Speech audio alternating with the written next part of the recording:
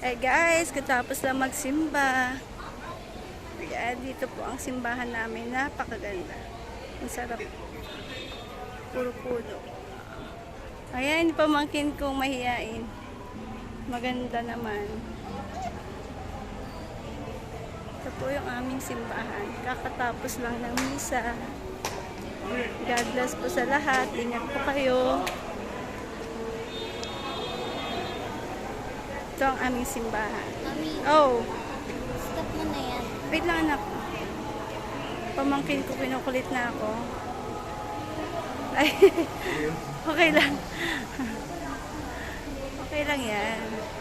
Tara na, Mami. Wait lang, punta tayo, lapit tayo sa altar. Para makita yung magandang altar. Yan o, ganda po ng aming simbahan, di ba? Fountain pa siya, may pa-fountain yung altar namin. Yung mga mababait naming sakristan. Saan nga dito yung kaklase ko? Hindi ko kilala. Mami, pengi. Oh, oh. Pengi pong bilhin ng water. Wala, nangihingi lang pala to, kaya pala nangungulit. Oo na.